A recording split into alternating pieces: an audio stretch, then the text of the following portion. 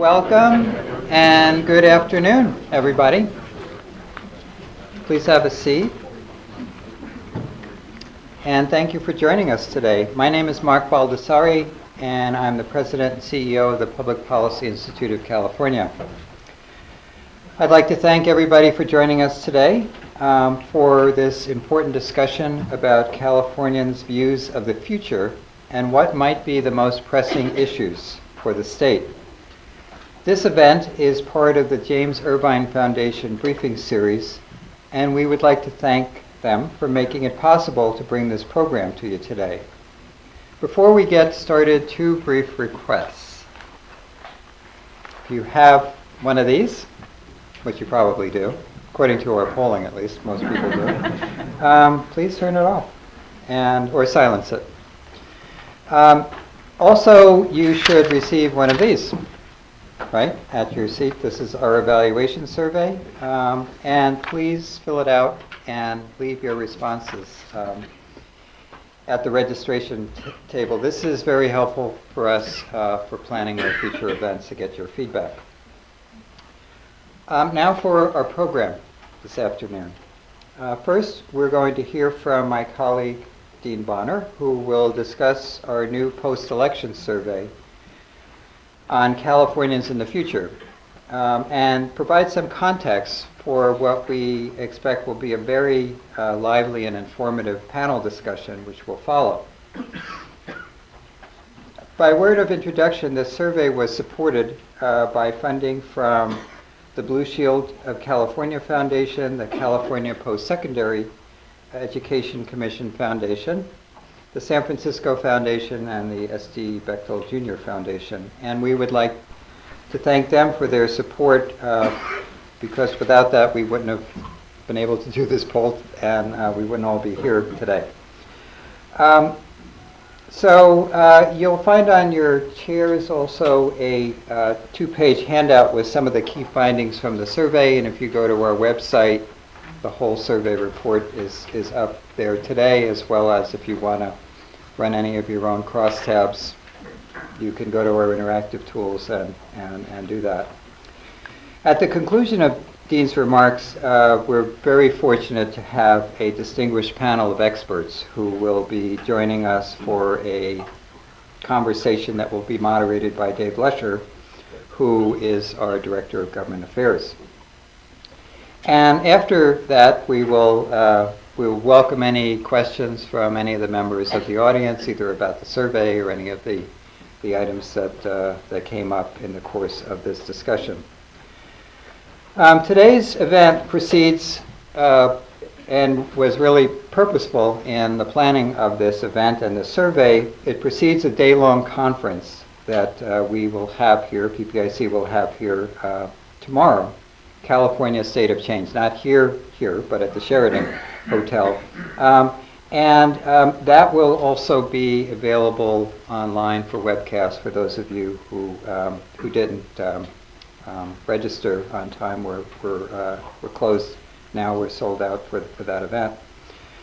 So we welcome you to what is really the beginning of what we see as a two-day conversation about California's future.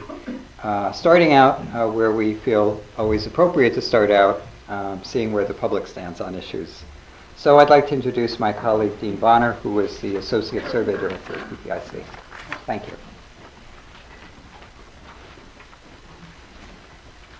All right, everyone, thanks for joining us today. I'd like to echo Mark's comments about the interactive survey tools on our website. It's a great tool that you can create time trends, crosstabs for surveys dating back a few years, and it really allows you to look and investigate for yourself how Californians are feeling about issues.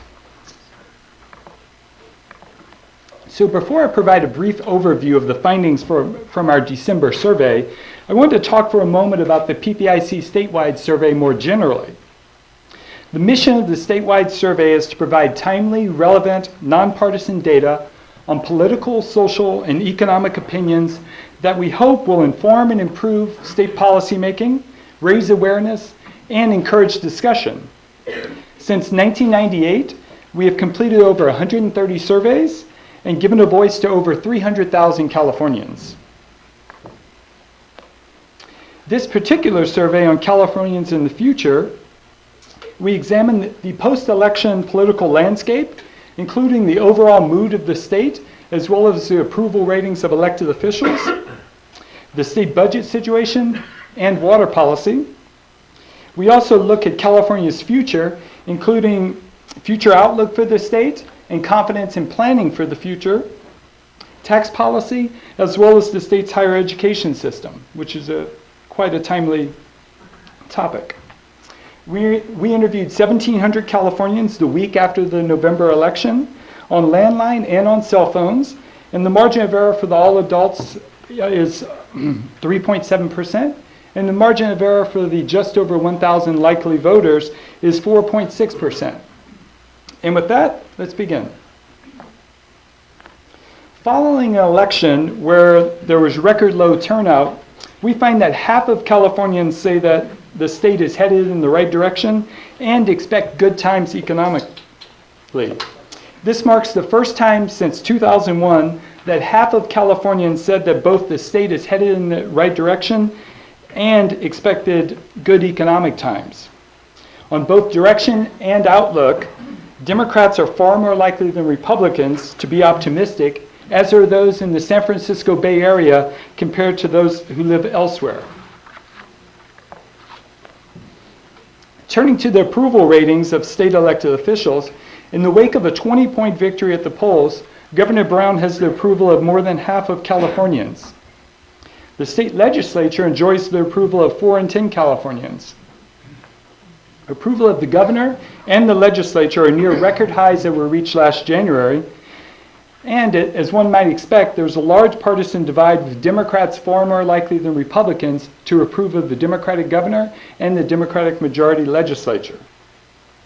We find the approval of both the governor and the legislature is highest in the San Francisco Bay Area and lowest in the Central Valley. When asked in a separate question, a majority of Californians say they have at least some confidence in the governor and legislature to solve the state's most important problems. However, only 16% have a great deal of confidence.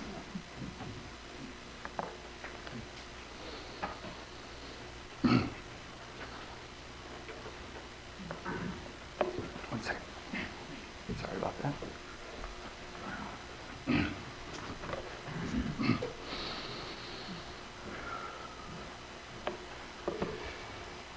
Moving on to the state budget situation, despite the passage of Proposition 2, the State Rainy Day Fund, 6 in 10 Californians say that changes to the state budget process, that major changes to the state budget process are needed, with another 1 in 4 saying that minor changes are needed. We find that the share that saying that major changes are needed was much higher in 2008 and 2009 when strong majorities held this view. Today, there's bipartisan agreement that major changes are needed, but Republicans are much more likely than independents or Democrats to say this. We find that residents of the Central Valley are the most likely to say that major changes are needed, while those in the San Francisco Bay Area are the least likely. And the belief that major changes are needed is widely held, with more than half across age, education, and income groups holding this view. On another important issue, water and the drought, this is an issue that 1 in 4 Californians name as the state's most important issue. A solid majority think that state and local governments are not doing enough to respond to the current drought. This perception is unchanged from our October pre-election survey. While at least half of Californians across regions say that not enough is being done, Central Valley residents are by far the most likely to hold this view. This belief is widely held with majorities across parties, as well as age, education, income, and racial ethnic groups, saying that there is not enough being done in response to the current drought. Looking to the future of California, a plurality of Californians think that in 2025, California will be a better place to live than it is now, while 3 in 10 say that it will be a worse place or say that there will be no change. Positive perceptions about the state's future have increased 12 points since 2004, And as we've seen on other issues, partisan differences extend into the future, with Democrats much more likely than Republicans to think that California will be a better place in 2025. And while many say the state will be a better place in 2025, a majority of Californians, in a separate question, think that when children today grow up, they will be worse off financially than their parents. About 4 in 10 say that they will be better off. In 2012, Californians went to the polls and passed Proposition 30, and as of late, there has been much discussion about potentially extending these temporary taxes. However, in the lead up to his gubernatorial election, Governor Brown has insisted that these taxes are temporary. But how do Californians feel about extending these temporary taxes? We find that a slim majority of adults and likely voters are in favor, but that there is a partisan divide on extending these taxes. More than half of Californians across income and age groups are in favor of extending these taxes and support decreases with increasing age.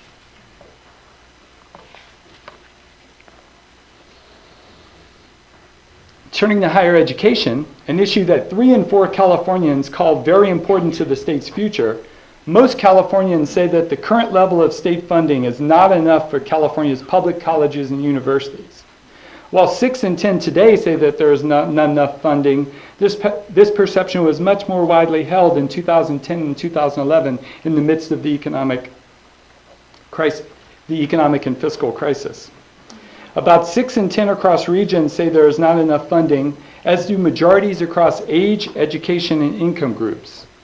Across racial ethnic groups, about 2 in 3 African Americans, Latinos, and Asians say there is not enough funding, while about half of whites say there is not enough funding.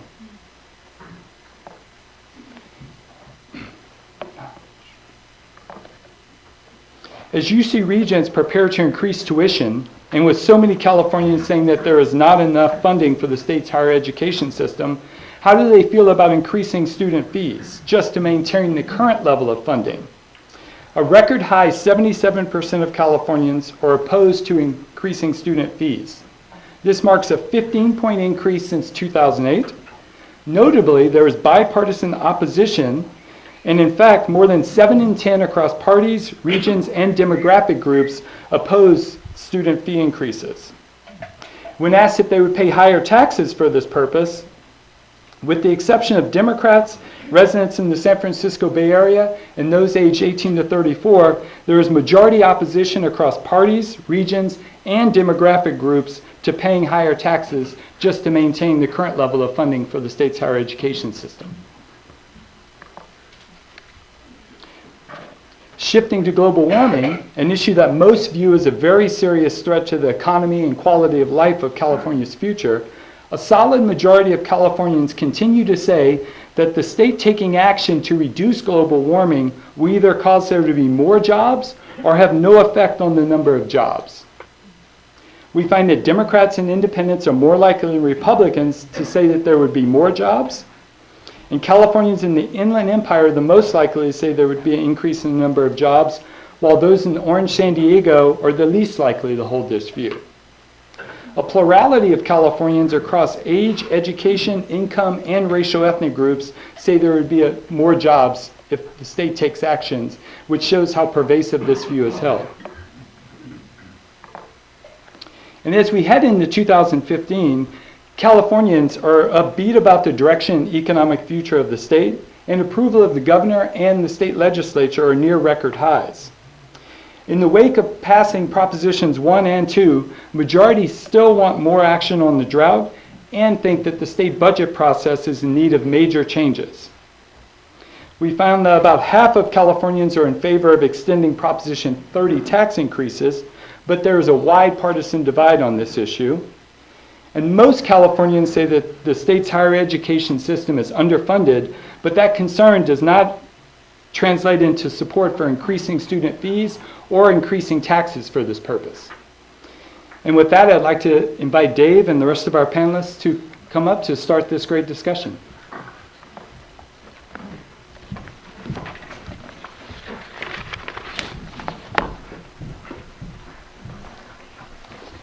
So Thank you very much, Dean. There's a lot of very interesting information there to consider.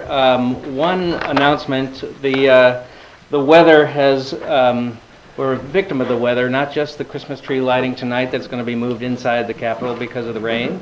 Garry South, one of our panelists, his flight was canceled coming out of LA, and he just texted me at the beginning of the hour that he's on his way from Sacramento Airport, so hopefully he'll be joining us shortly. And you think that makes us a victim? All right, we're going to get going here. As Mark said, we have an event tomorrow where we're going to look at California's future in terms of leadership and governance and the economy. And I think today's panel, we're going to try and set some of the context or kind of describe the landscape in which a lot of those issues are going to take place over the next couple of years.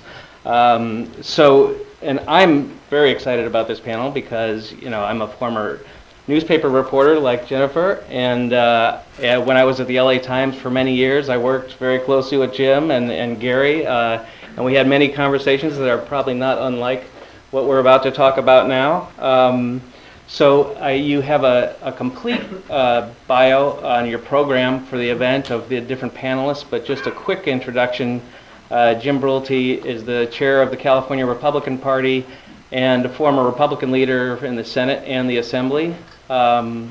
Jennifer Medina is a national correspondent at the New York Times, based in Los Angeles, grew up in Southern California, and actually covered the State House in Albany too, so interesting I'm sure there's a lot of comparisons with another big state capital as a reporter.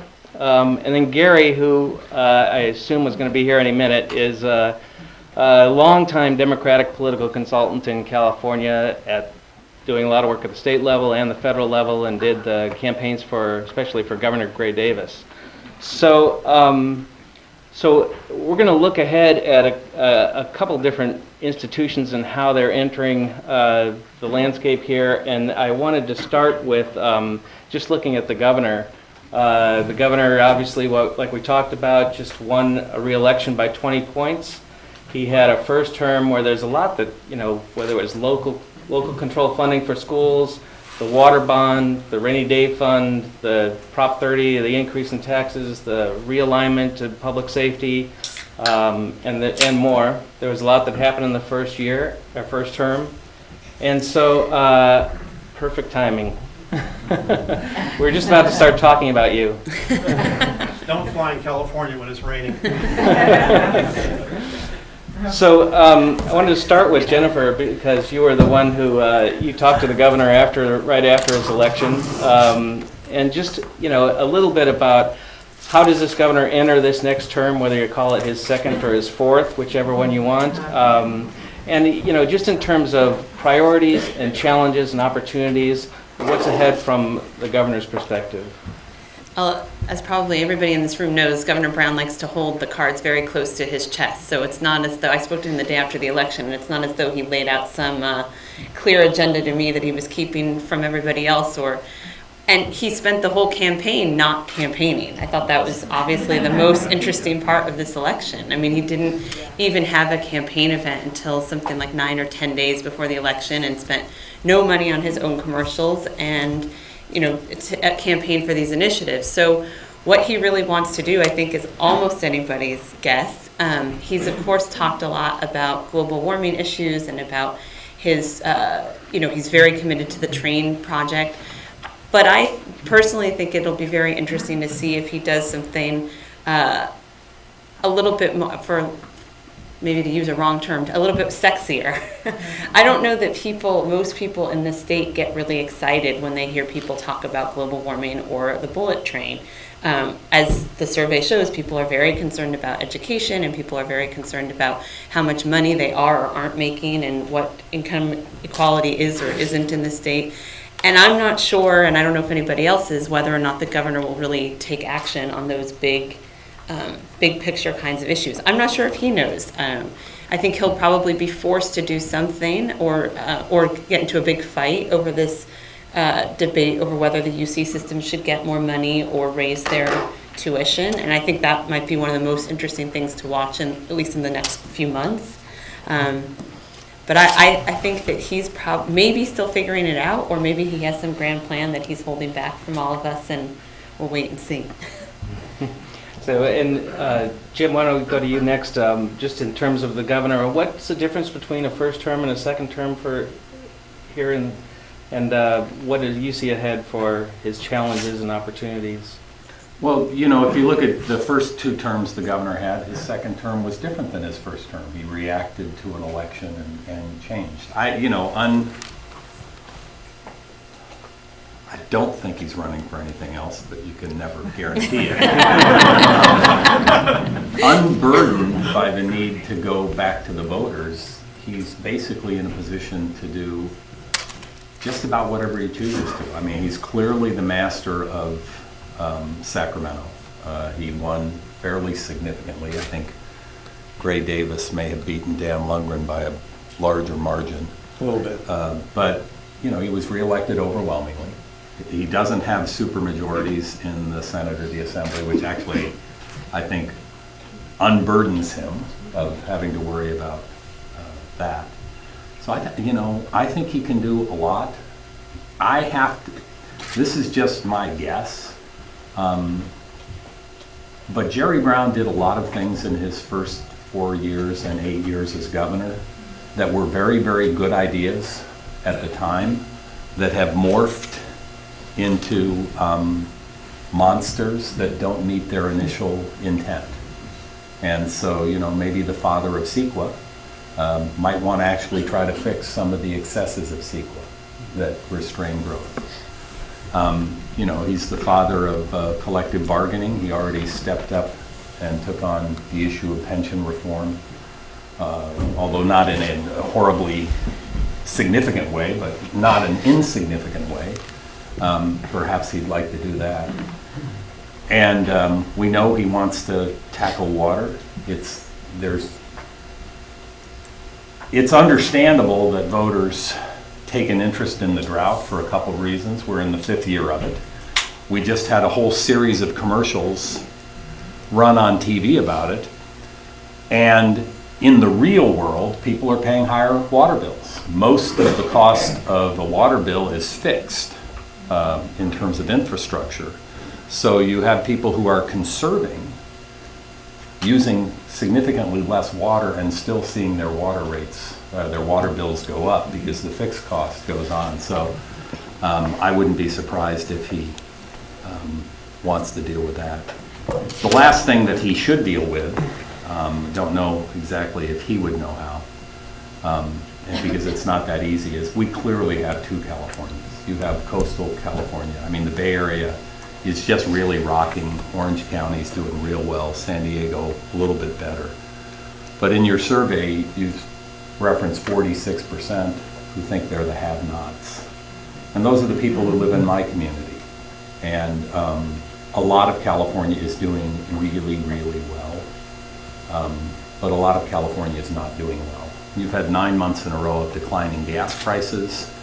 You've had years of job growth, and you still have a lot of people who are worried about their future. And that's a problem. The good news for him, 50% of the people think we're on the right track, which is about a little less than double the national average. So, you know, voters of California are much more optimistic than voters across the country. But to think we're out of the woods is to not really understand what's happening in a lot of our communities. Great, thank you. So, Gary, thinking of Governor Brown, how does he enter this term, you know, in terms of, you know, big projects ahead or challenges and opportunities for him? Well, like the other panelists, I don't presume to know what is in his head, but I will tell you, I think that his legacy in the second 2 terms will be, to some degree, based on taxes. You know, I worked for the last Democratic governor, so I'll walk you through what happens here with state revenues.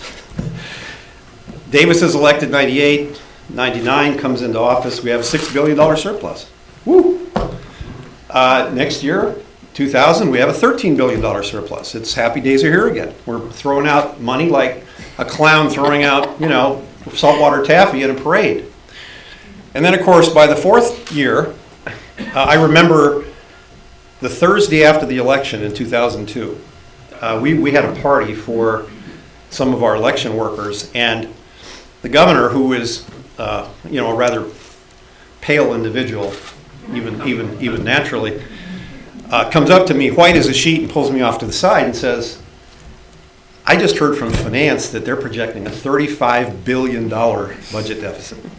And he said, how the hell could this happen? And I said, you're asking me? I'm a political strategist. And of course, if you remember, what then happened was, by the time you got to May of 2003, that $35 billion budget deficit had ballooned to $38 billion.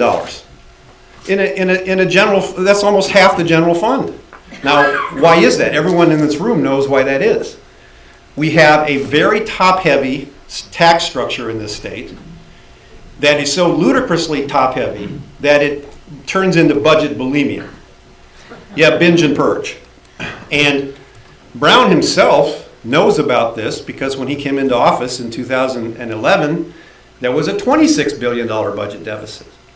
Now, because the economy came back, and because of Prop 30 to some degree, and because the legislature made significant cuts, we now have a surplus of some sort. But the irony of the Brown administration, the first term in my mind was, as a Democrat, it did not, it worsened the tax structure at both ends. Okay, Prop 30, which I voted for, and I supported it, and I'm glad it passed, because I thought we needed an infusion of money. But Prop 30 did two things at once, if you remember. One, it made the tax structure on the personal income tax side even more progressive by adding to those who make over $250,000 or $275,000 a year, and it also increased the sales tax, which is a very regressive tax. Now, move ahead to Prop 2, which just passed, okay? And I give the governor credit for getting it through the legislature on a bipartisan basis and pitching it in his campaign and running behind it and all that. But let's not kid ourselves, folks. Prop 2 and the so-called rainy day fund is tinkering. That's all it is. It's tinkering. We already have a rainy day fund. It's called the Budget Stabilization Account, and it's been there since 2004. It was a Prop 57 invention by Arnold Schwarzenegger. If that's the answer to our revenue volatility, why hasn't it done anything over the last 10 years? Well, the reason is because it is so small, just on the way it's structured, that it means nothing when you have a budget deficit of $25 billion or even $15 billion. And what Prop 2 does, if you read it carefully, is it just tinkers with the current budget stabilization account. It reduces the number of ways a governor or legislature can take money out of that account. It mandates that money be put into the account, which is now not a mandated action. But you know what? Does anybody know what the maximum mandated amount is that has to go into that fund every year from the general fund? $800 million. Now, I'm not saying that's not real money, but folks, that's not the answer to the budget volatility, okay? The answer is going to be tearing up the tax code, blowing up the boxes, as Arnold would say, and starting over and doing this in a more rational way that builds some kind of stability into the revenue system. Now, this is not an easy thing for a Democrat to do, whether they be governor or a legislator, because we believe in tax progressivity. That's a Democratic dogma, okay? I believe in it, right? Rich people ought to pay more than poor people.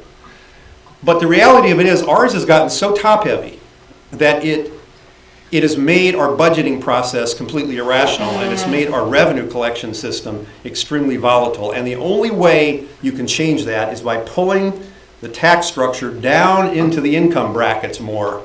And that is a very difficult thing for Democrats to do. So Brown, Garry, do you think Brown should do this or could do this? I think he should and he could.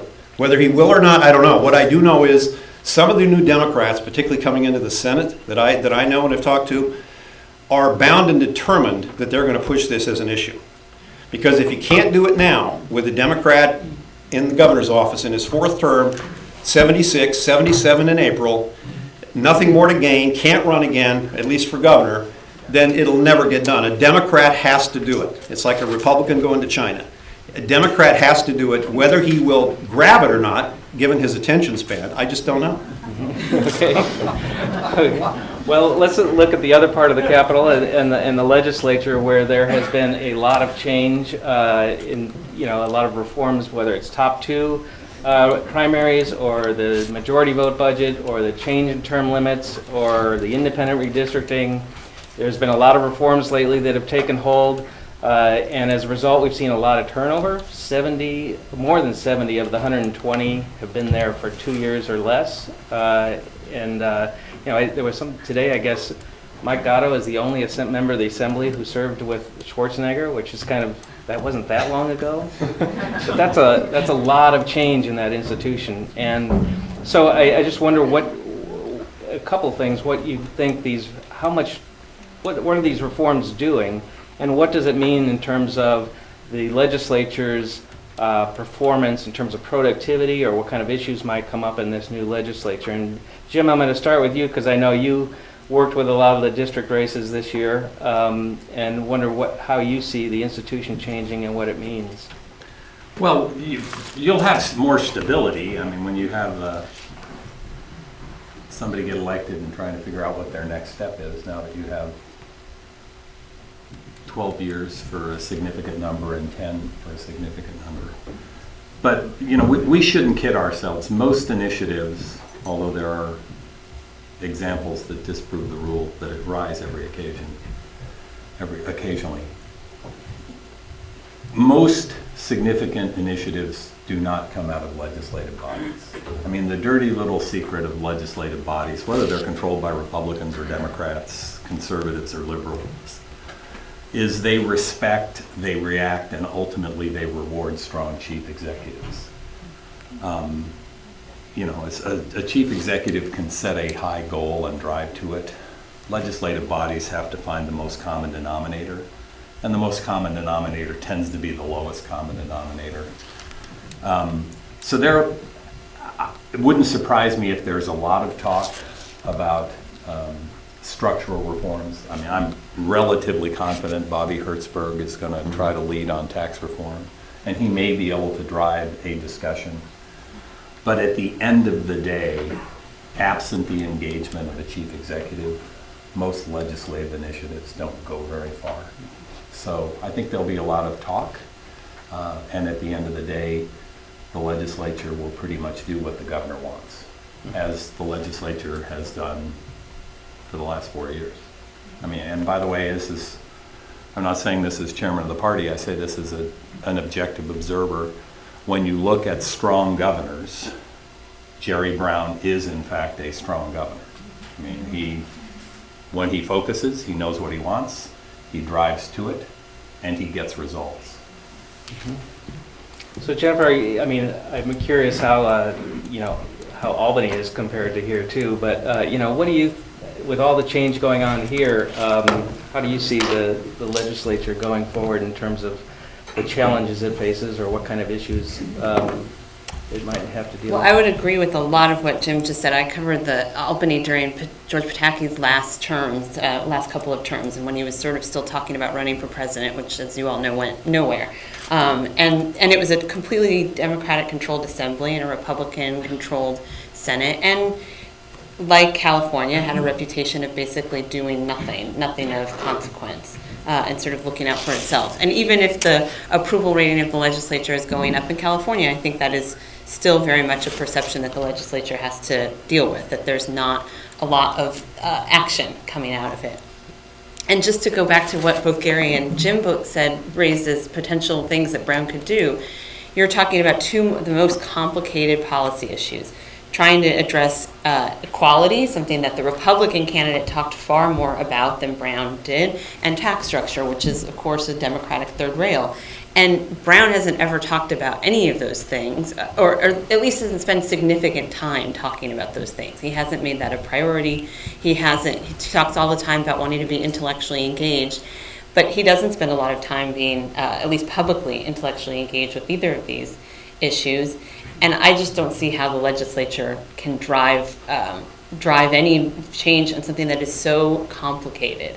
So I would kind of agree. You might see changes around the edges or or talks about changes. People will talk about raising the minimum wage again. People will talk about, again, the UC funding or college, higher education funding in general. People might talk again about the criminal justice system and changing things around there, but it's hard for me to imagine that any big change comes out of this legislature.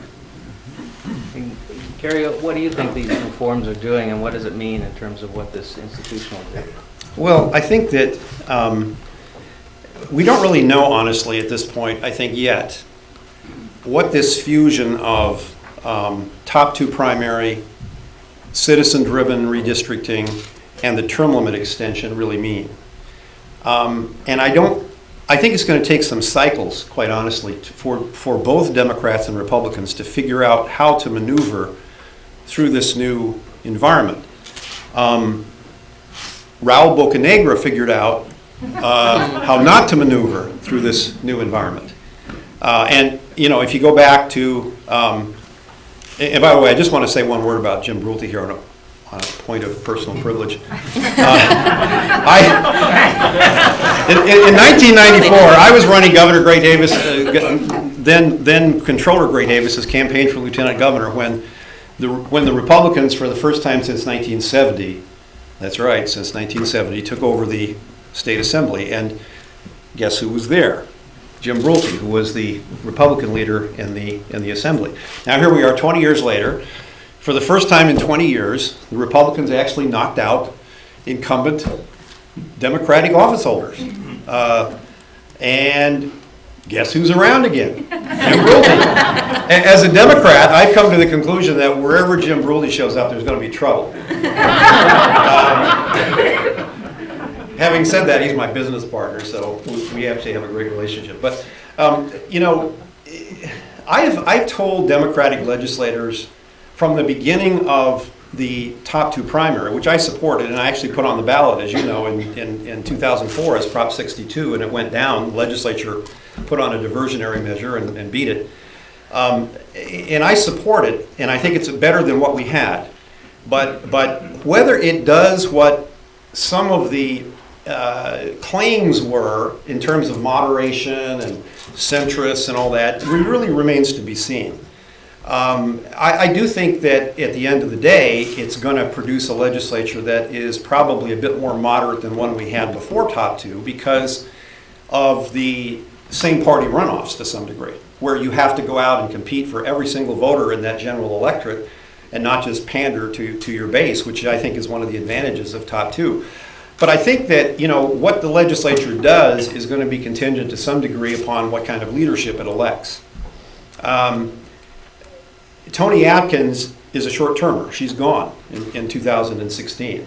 She's going to be there for a year and a half, basically. Then you have the new term limit babies who were elected in 2012, 2014, who inevitably are going to elect one of their own, who can serve perhaps for speaker as 8 or 10 years, depending upon which way they go. And, you know, given the fact that since 1995 we've had 12 speakers, this hasn't been a model of stability. And even on the minority side, as Jim knows, they've gone through minority leader after minority leader after minority leader. I mean, you know, you got to pick up the paper in the morning and look at the dramatis personae to figure out who the hell the minority leader is in either house.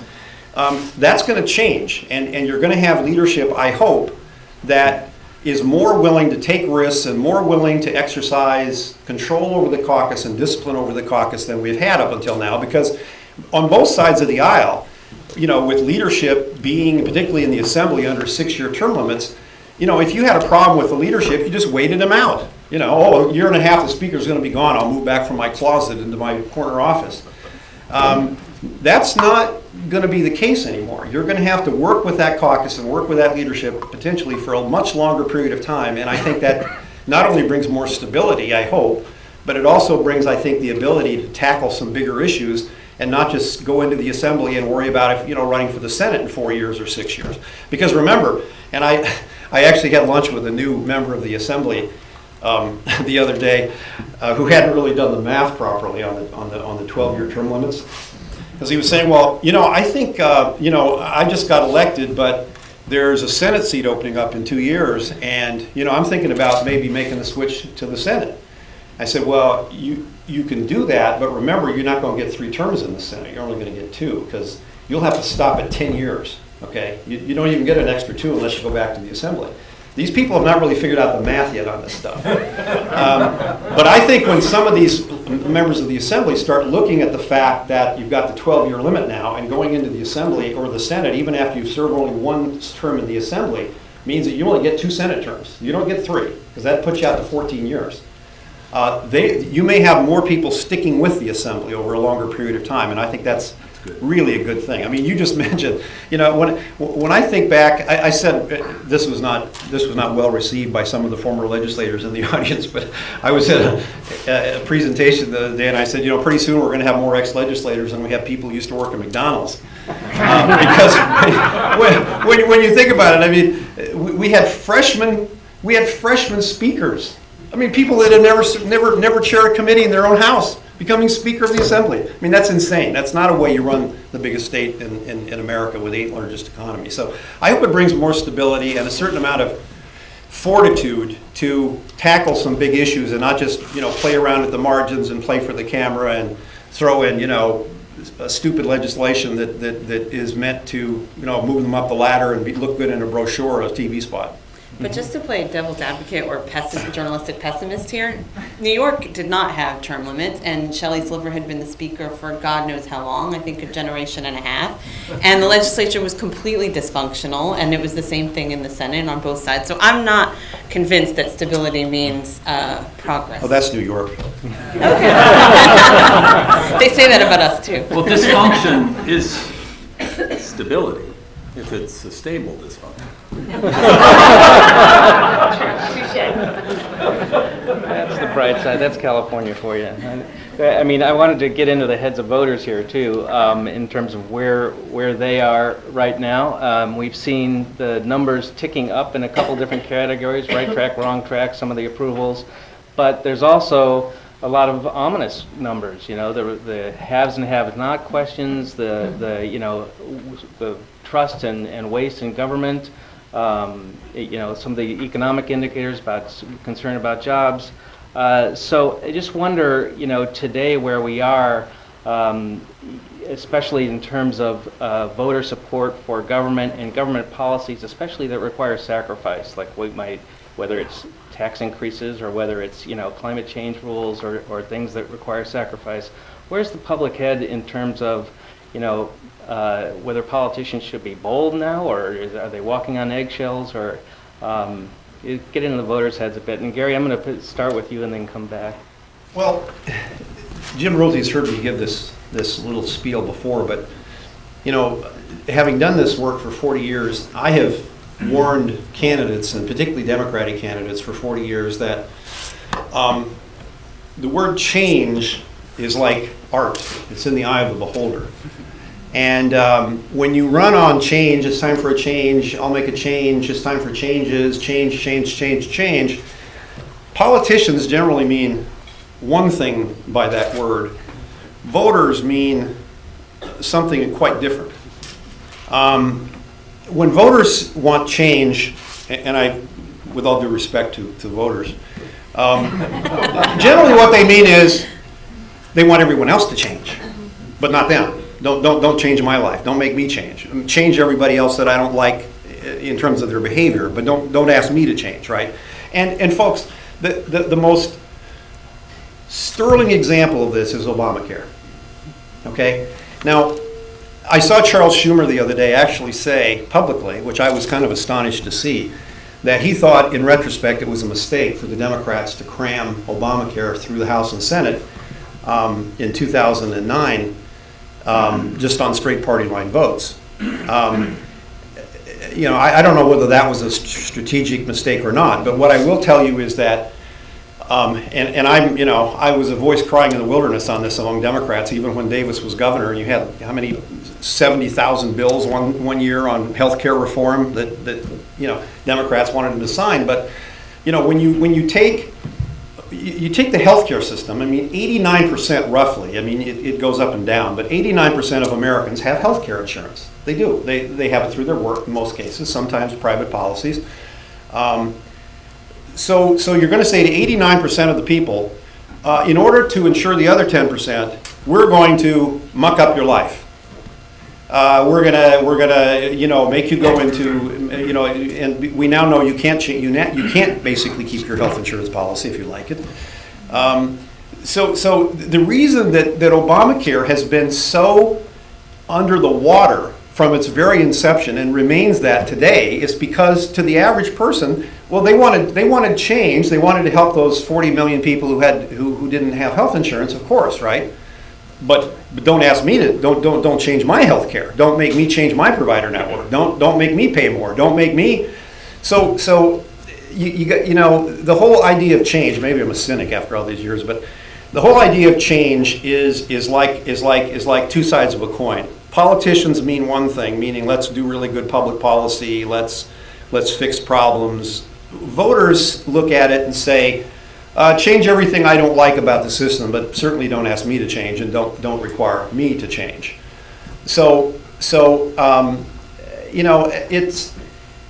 I think that when you look at the American public and you look particularly at the California public, I mean, we just had a general election with every statewide office on the ballot. 53 congressional seats, 80 assembly seats, 20 Senate seats, and about 42% roughly turned out to vote. That's the lowest ever. We thought it was low in 2002 because it was 50% plus 50.6% when Davis was reelected. It was like, how low can you go? In Los Angeles, where I live, we just had an election for mayor last year where 17% of the people turned out in the primary. 17% of the voters turned out to vote for the mayor of the second largest city in America. I was hired in '99 to work for one of the groups that was trying to bring an NFL franchise back into LA. This is a city, by the way, that lost not one but two NFL franchises within 3 months of each other, and nobody gave a shit. Unlike in Baltimore, where they were gonna, Bob Ursi, they were gonna, they had peasants out in the square with pitchforks and torches. So we did focus groups in LA, and we'd ask people, well, the second biggest city in America, shouldn't we have an NFL franchise? Yeah, I guess. Well, if we had one, would you go to the games? I guess. Yeah, if they were winning and the ticket prices weren't too bad, and the ticket parties and the tailgate parties didn't get too rambunctious. Well, should we have a new franchise or should we get one from somewhere else?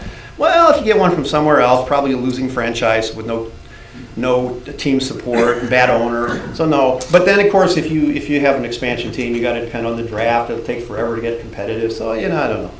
That's what you come up with. And California voters, again, God bless them. They can do whatever they want.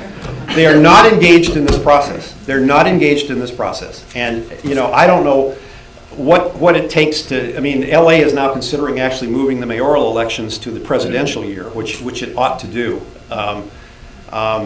Because having all of these assorted elections, this year, that year, you got one this year, one in May, there's a special then, it's confusing to voters. And it reminds me what Lynn Nofziger once said, that off-year elections are when all the off people come out to vote. We ought to have some consistency to the way we hold elections in this state. And it should not be every single damn year, because that is straining, I think, the voters' capacity to really absorb this stuff and to make informed decisions about even whether to participate in the election, and that's not healthy for democracy. So Jennifer, how about you in terms of voters and their appetite or tolerance for what might be asked of them, and especially you probably have a sense of how California is different than elsewhere as well. Sure. Yeah, I mean, I certainly think the numbers prove exactly what Gary's saying, that people in California are generally not engaged in the political process. And there's 100 different ways you could prove that numerically. But my job is not numerical. My job is mostly going out and talking to people about various topics. And I'm consistently shocked. I've been covering California for 4 years now, and I go all over the state. And people are willing to pour their hearts out and their opinions out, and they have lots of opinions about lots of things in every part of the state. So they are certainly engaged with their own personal lives. I mean, you go to the Central Valley, I wrote about a very poor community that relied on personal wells, and they ran out of water. Everybody there is willing to tell you what they think should happen on state water policy. They may or may not know all the finer points of water policy, but they certainly have opinions about it, and they certainly want to engage in those opinions. In some cases, they don't know how. In some cases, they're not eligible to vote. I mean, there's all kinds of different reasons. The same thing is true with the economy. I mean, I interview people about the weather, and they want to talk to me about how unaffordable California is and how messed up the tax structure is, and they have very clear opinions about it. Do all those people vote? The vast majority probably don't, but they're engaged in it. And I think the best numbers of the survey here, I think, that prove what Gary's saying, that people want change, but they don't want to change for themselves, is the UC system. Everybody wants the UC system to get more money, but nobody wants to pay more taxes for it, nor do they want tuition to be increased. So where's the money going to come from? I think people are a little bit schizophrenic. They want what they want, but they don't know how to get it. And I don't think that that's really particular to California. I think that's true all over the place. I think maybe what might be particular to California is that we've been privileged here in a certain way for a long time. I mean, for a long time, this has been the state of optimism, and we see, again, that we're generally more optimistic than the rest of the country. But, how sustainable is that? And how sustainable is it to keep doing more and to keep dreaming big and to keep aspiring to these high goals without having some great system to pay for it? So I think there's a lot of appetite for the theory of change, but not the practicalities of it. Interesting, yeah. So, Jim, public attitude for change and big ideas, or is it not really yet? No, look, I think most Californians are. I think most Californians know what they want and know where to go, and I don't see the lack of voter participation, which was not inconsistent with what happened across most of the rest of the country. I mean, we had low voter participation here, but that didn't make us unique. 2 points I want to make. One, I think most voters know where they want to go, and I love the PPIC, but my suggestion is you survey 10,000, because we are such a different state now that you really have to look at the subgroups, and the cell sizes are just too small to be able to draw rational conclusions based on science. Because a senior in Atherton may be significantly different than a senior in Compton. Because we've got these two, there is a fundamental disconnect in California. I mean, there are members in the legislature who are representing districts that have never been so wealthy. And there are members in the legislature, particularly down in Los Angeles, who are seeing job growth, but the jobs that are leaving are paying 70 grand, and the jobs that are coming in are paying 50. So that was one takeaway, not a criticism, but it just, I was stunned by looking at the cell size that you really, some of them are too small. I think people want and expect change, but they also remember. I mean, we just raised taxes to pay for education. So scratching our head trying to figure out why we're raising fees at UC when we just raised sales tax and income tax and were promised it was all going to go to education. So I'm not surprised that the voters don't want to raise fees and don't want to pay higher taxes, because they just passed a tax increase to take care of education. I'm not surprised that they think our budget process is screwed up. Because we just did an initiative talking about how we need a rainy day fund. I'm not surprised that they actually think the legislature is doing a good job, in spite of the fact that 3 people were indicted or convicted last year.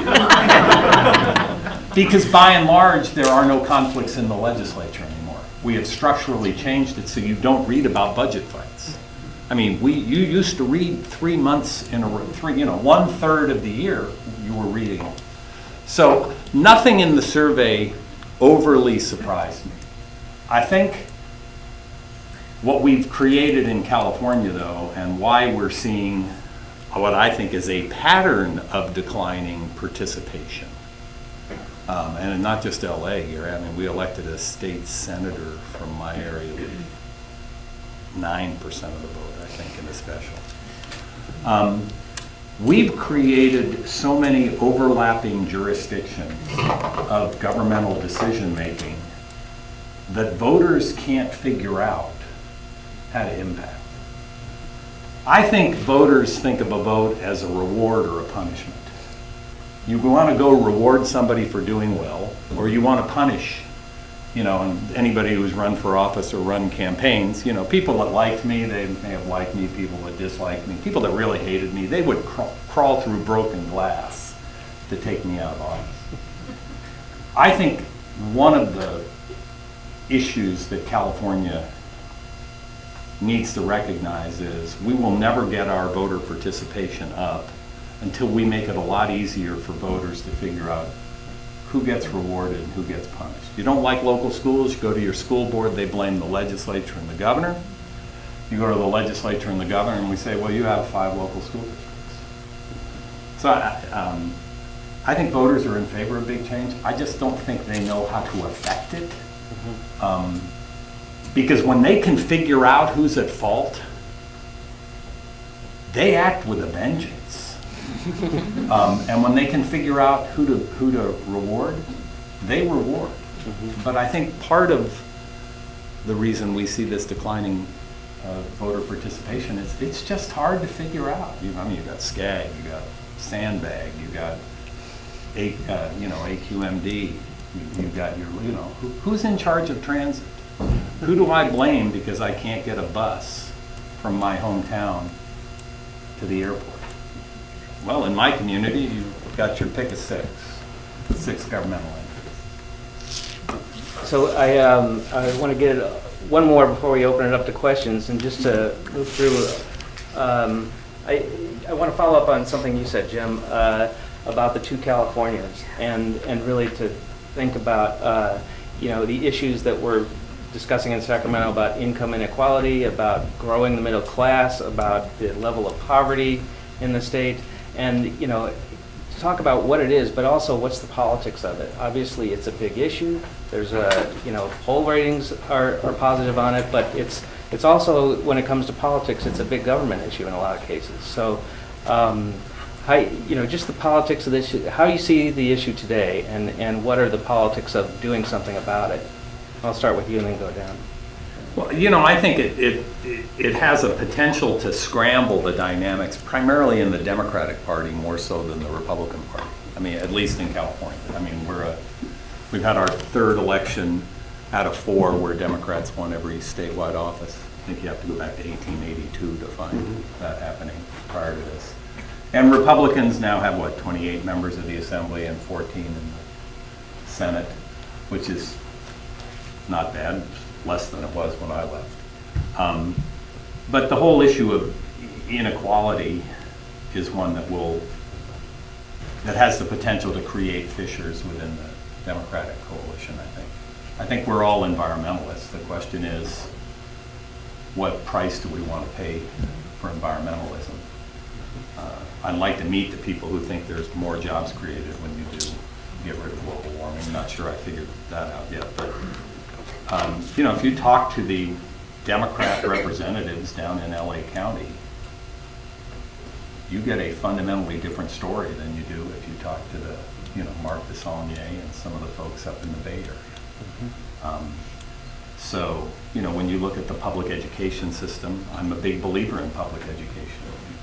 But, we've now managed to go through at least one generation without improving our public school system. I mean, we keep giving more money.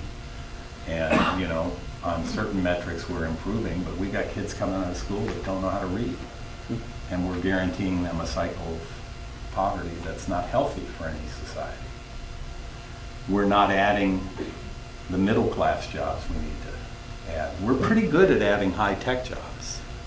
But, I know at least 2 of us on this, I don't know you very well, at least 2 of us on this panel are not capable of doing one of those jobs. I'd probably be doing it if I could. Yeah. Jim is showing his bipartisanship. Absolutely. So, it may be the challenge of the next quarter century. Because if we don't fix, I mean, okay, 2 Californians, interesting thought. Some guy came up with the idea of 5. But, you know, if we don't really understand that there are places in this state that are doing better than anywhere else in the world, and we also have areas in this state that are doing worse than just about any place else in the country. If we don't recognize that and try to figure out how to fix it, that's a recipe for a huge problem, even greater than what we currently have. Thanks. And Jennifer, I know you've done some coverage related to this issue. I mean, how do you see it in California? I think Jim just hit it on the head with exactly what he just said. God, I hate it when the New York Times agrees with me. Oh, sorry, I know, that liberal rag. But, I mean, I've written about this because I'm completely fascinated by it. I cover primarily Southern California, and our dividing line generally it's thought of as Fresno and South. And you go to places in the Central Valley and you feel like it's the new Appalachia. I mean, there's places that are just so poor. It's hard to wrap your head around that this is California in 2014. And the same is true in the Inland Empire, and the same is true in the Imperial Valley. Jim referred to it before as a coastal divide. I've written about it that way. But there are so many pockets of extreme wealth and extreme poverty. And I don't think there's certainly not a national understanding of that. I mean, I'm trying to force it into the conversation in the New York Times, but I don't think there's even an understanding in California about it. I live in central and sort of West LA, and I would say the people I talk to in my social circles on a daily basis are shocked when they hear about the levels of poverty 45 minutes to the east of them in the Inland Empire. There's just no recognition of that. And to go back to politics in Sacramento, for as much as Brown gets this reputation of being a big liberal, you don't hear him talking about that. And I'm not sure if that's denial or a lack of understanding or a political calculus. I don't know exactly what it is. I don't know what the advisors around him necessarily think, but it certainly wasn't a topic that he wanted to talk about during the campaign, despite Kashkari sort of trying to pound him on it. And I just don't know where the solution comes from. I mean, thankfully I'm in the business, or maybe selfishly thankfully, I'm in the business of writing about problems, not solving them. But I just see it as being a big political divide too. And people in some of these wealthier places don't seem to know, and in some places really don't seem to care. And I think that's a huge problem, that there is such a gap in many, many parts of this state. So Garry, I'm at the time where I want to open this up to questions, but what is it politically, where do you see a fissure in the Democratic Party, or not in the Republican side? I don't know that I would call it a fissure. I do think, having studied, I lived in Chicago for a while, which is a one-party city.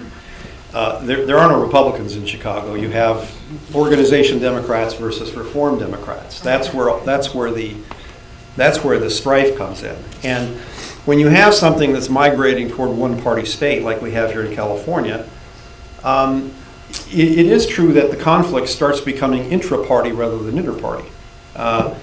We can now pass a budget with a majority vote. That means that we don't have to buy off, a handful of Republicans here and there to do that. So that can be done with a majority vote. Some things still require 2/3, but nonetheless, the state can run pretty well without any 2/3 votes in the legislature on anything whatsoever.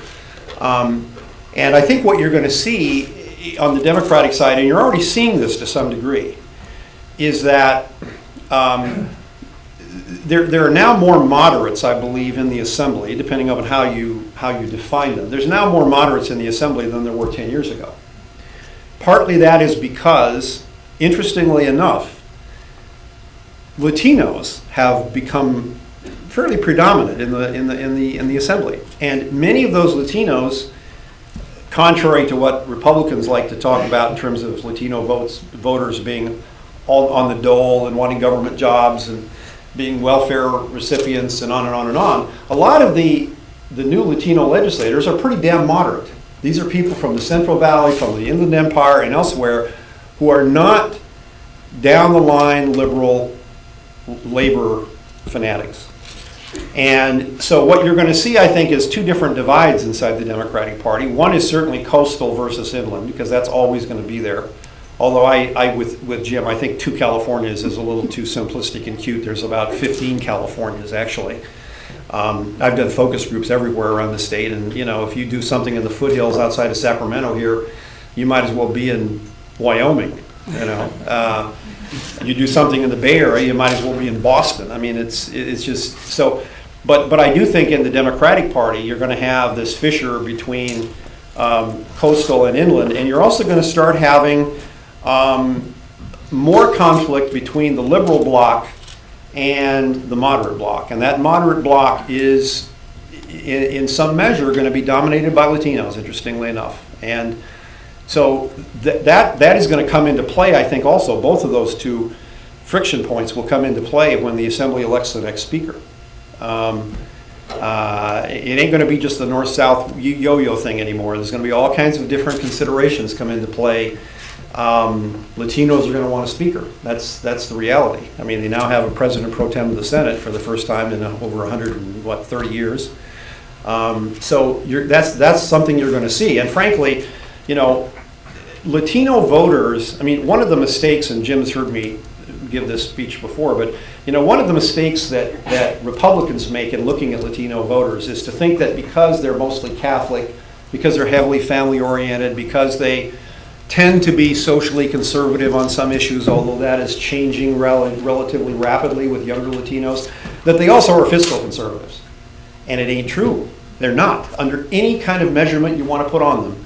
You look at school bonds, you look at park bonds, you look at water bonds when they pass, go down and look at the crosstabs and find where the highest vote percentage was. And in fact, Prop 30 in 2012, the white voters split 50-50 on Prop 30. You know where the winning margins came from? Latinos and even higher margins among Asians who voted 65% to tax themselves. So you have, I think, even on the Democratic side among the Latino subgroup, you have a problem coming with more conservative or moderate Latino office holders versus a constituency that they represent on the Latino side that is not fiscally conservative under any stretch of anybody's imagination. And it's a lesson the Republicans need to learn about Latino voters. They're not fiscal conservatives at all. In fact, they want more government spending on almost everything, even the environment. So we want to open it up to questions, and there's a Serena on this side with a microphone and Kelly on this side with a microphone. So looks like Duff here. Oh no, how come he gets to go first? And it's for you, Gary. You talked about moderate versus liberal. Yeah. One of the things that I've had the opportunity to work with Chuck Reed, a Democrat, Mayor San Jose on pension reform, Marshall Tuck, a Democrat on education reform. Not looking at it in terms of moderate versus conservative, but what I would consider to be the power of the public employee unions versus the reform elements within the party.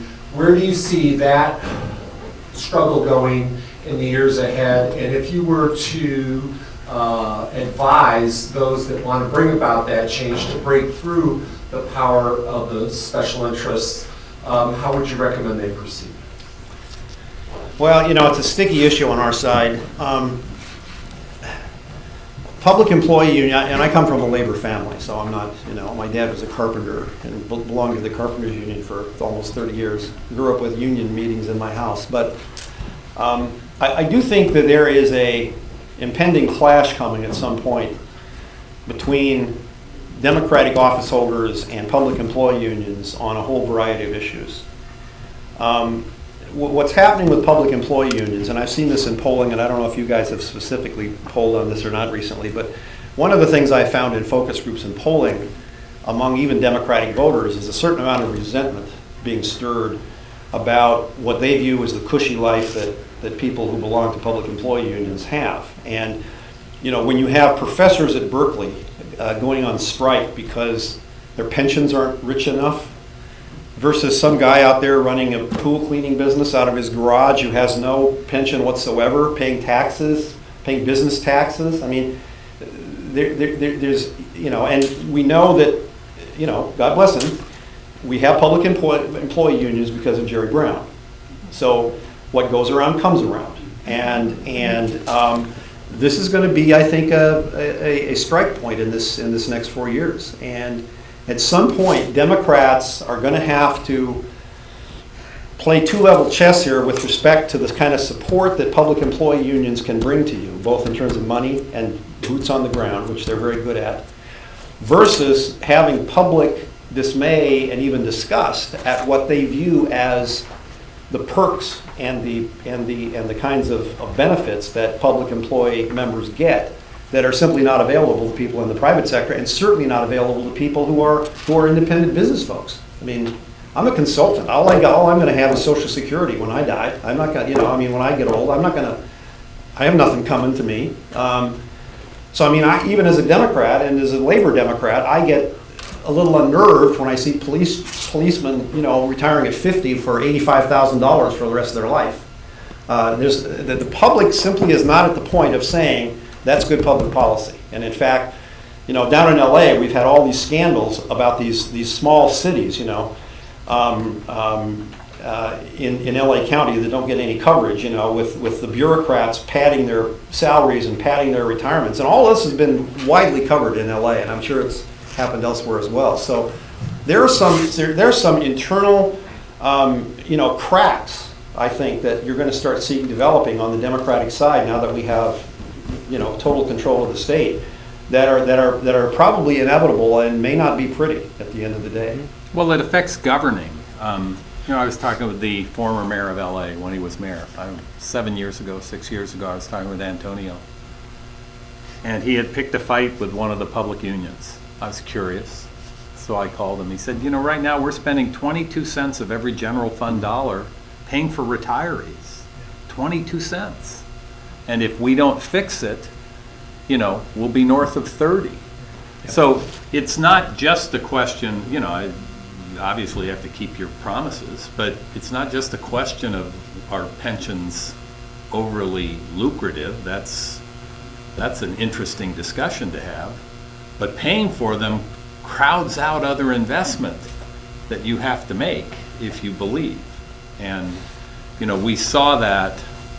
I saw it, interestingly enough, when I first got to the Assembly. Every member of the legislature was a CTA Democrat. You couldn't give enough money to schools. By the time I had left 14 years later, you had the health and welfare Democrats who understood that every dollar you gave to schools was a dollar less that you put into health and welfare. But the health and welfare caucus didn't exist when I got there. 14 years later, it did. And when you look at pensions, notwithstanding the fact most of the reforms that are out at the local level pass, this is real dollars, and they crowd out other spending programs. And it's, the people in charge, they have to make those value judgments, and it'll be fun to watch. So I want to get to as many questions as we can. I was curious about the poll. People said major changes are needed in the budget process. I barely know what to say if asked that. Were they told such as X and Y? Because this was a workaround, we barely know how to fix it. So was there anything about that? And then the panelists, I think Garry South said, I have one way of stabilizing you were talking about. Does the panel have anything more about what major changes we could do? So I think, the poll question is to get people's impressions, and I think, when they answer that question is their interpretation of what major change is. It's not a specific, change that they're being asked about. So, that's a measure of they feel there is major change needed. But, I don't, you want specifically what change? No. They didn't say what the problem was. No, it's just, do you think the budget needs major change or somewhat? Okay. Yeah. And by the way, I think you could ask that question about any major institution or any major process, and you would get the same answer. No, you get different answers for different institutions. I did notice on Monday, new Speaker Tony Atkins actually suggested that the legislature was going to adopt zero-based budgeting with respect to the UC system. I had to chuckle a bit because I worked for Jimmy Carter, And this is a great new idea that actually originated with Jimmy Carter in the 1970s. We'll see how it works. But I do think that there are two things the legislature, I think, needs to do on the budget front. One is, there's a lot of energy put into passing the budget and funding the agencies and funding the services. There's not a lot of energy by the legislature put into oversight over how that spending is done, which I think is I think UC ought to be deconstructed and put back together, and that's probably the governor agrees with that as well. But the second thing is, I have long believed in my 23 years now in California that we have a permanent legislature, and that's a good thing to some people, a bad thing for other people. But like my dad used to say, if you give a kid an hour's job and give him a day to do it, he'll take the whole day to do it. I mean, if you give the legislature 2 years to dredge up 3,000 bills a year, that's what they'll do. I think there ought to be a specific time, and I don't know whether it's 6 months, 9 months, of the session where it is strictly budget related. Emergency legislation could pass if necessary with 2/3 vote, but none of the malarkey of throwing in 5,000 bills and I read a statistic the other day that the Congress in this session, in this Congress so far, has passed, I believe, of 189 bills to deal with all the interests of the United States of America, domestic and international. But there are 1,000 things in California that need changed every year that are the product of a bill. It's insane. And so I think there ought to be a clear out at some point during that session where they have to deal with the budget, deal with oversight of the budget, deal with calling in agency heads and demanding to know how money was spent. And there ought to be oversight. There is no oversight that currently goes on. There's JLAC, but JLAC basically confines itself to little high-profile things, little tidbits, low-hanging fruit that can get press. But I mean constant oversight over these agencies and the way they spend money, and that simply does not happen. So we are out of time here, I'm afraid. This is the end of our session, and I just want to please give a very, very welcome. Thank you for an excellent panel. And a reminder, there's an evaluation form. If you want to drop it off on the way out, it'd be much appreciated, and maybe we'll see you tomorrow. Thank you. Thank you.